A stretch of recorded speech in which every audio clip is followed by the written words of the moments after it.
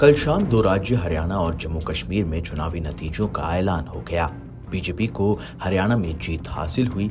ऐसे में पार्टी मुख्यालय में कल जश्न का माहौल था, लेकिन कहीं न कहीं बीजेपी के खेमे में जम्मू कश्मीर में मिली हार जरूर खटक रही होगी। खासकर कश्मीर में पार्टी कुछ खास नहीं कर पाई। पार्टी ने कश्मीर में बड़े बड़े काम गिनाए, मगर कश्मीरियों को पार्टी रास नहीं आई। घाटी के लोग भाजपा को किसी कीमत पर सत्ता में नहीं आने देना चाहते थे। यहां तक कि बीजेपी से जुड़ने वाले नाम तक मंजूर नहीं हुए। इस प्रक्रिया का सीधा फायदा कांग्रेस और नेशनल कॉन्फ्रेंस के गठबंधन को मिला। भाजपा ने कश्मीर में 18 प्रत्याशी उतारे और सभी हार गए। पिछली बार भाजपा के साथ सरकार बनाने वाली महबूबा मुफ्ती की पीडीपी भी 3 सीटों पर सिमट गई, बेटी इल्तिजा तक हार गई।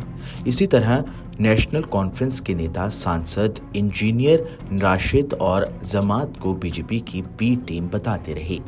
ऐसे में राशिद और जमात का संगठन भी सफलता हासिल नहीं कर पाया, जबकि बीते लोकसभा चुनाव में राशिद ने बारामुल्ला से पूर्व सीएम उमर अब्दुल्ला को जेल से हराकर तहलका मचा दिया था। लेकिन जम्मू कश्मीर में कांग्रेस और नेशनल कॉन्फ्रेंस के गठबंधन की बम्पर जीत के बाद अब कई सवाल भी उठने लगे हैं। सबसे अहम सवाल यह है कि अब्दुल्ला की सरकार तो आ गई, लेकिन अब अनुच्छेद 370 का क्या होगा। एनसी और कांग्रेस के गठबंधन ने रणनीति पूर्वक घाटी में आर्टिकल 370 और जम्मू में दरबार मूव को मुद्दा बनाया था। घाटी के मुस्लिम अनुच्छेद 370 की वापसी, जबकि जम्मू के लोग दरबार मूव की बहाली चाहते थे।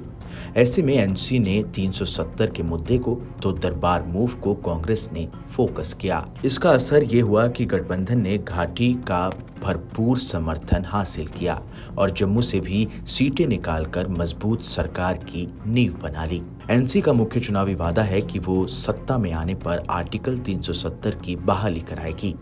गठबंधन में सहयोगी कांग्रेस इस मुद्दे पर पूरे चुनाव चुप रही। अब देखना होगा कि वो अपने इस सबसे बड़े वादे पर अमल कैसे करेगी। सुप्रीम कोर्ट तक इस फैसले पर मुहर लगा चुका है। ऐसे में ये करना मुश्किल होगा। इसके साथ ही एनसी ने राज्य को स्वायत्तता दिलाने का वादा किया है। पार्टी ने साल 2000 में विधानसभा से इसके लिए प्रस्ताव भी पारित किया था। तत्कालीन पीएम अटल बिहारी वाजपेयी की सरकार ने इस प्रस्ताव को खारिज कर दिया था। ऐसे में ये भी एक अहम सवाल हो जाता है कि आखिर पार्टी इस वादे पर कैसे अमल करेगी। इसके अलावा एनसी ने राजनीतिक कैदियों की रिहाई का वादा किया है। इसकी आड़ में पत्थरबाजों को छोड़ने का आश्वासन दिया गया। एलजी को जिस तरह के अधिकार दिए गए हैं, देखने लायक होगा कि वो इस मुद्दे पर कैसे बढ़ पाती है। एनसी ने 200 यूनिट बिजली और 12 एलपीजी सिलेंडर मुफ्त देने की बात भी कही है।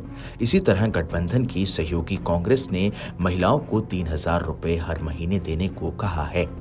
नकद भुगतान वाली योजनाओं के जरिए सत्ता में आई कई सरकारें कर्ज के बोझ तले दब चुकी हैं। बिना केंद्र की मदद सैकड़ों करोड़ रुपए सालाना खर्च वाले ये वादे कैसे पूरे किए जाएंगे, इस पर भी सबकी नजरें रहेंगी। इस खबर में बस इतना ही। ये खबर आपको कैसी लगी हमें कमेंट कर जरूर बताएं। देश दुनिया की तमाम बड़ी खबरों के लिए देखते रहें अमर उजाला।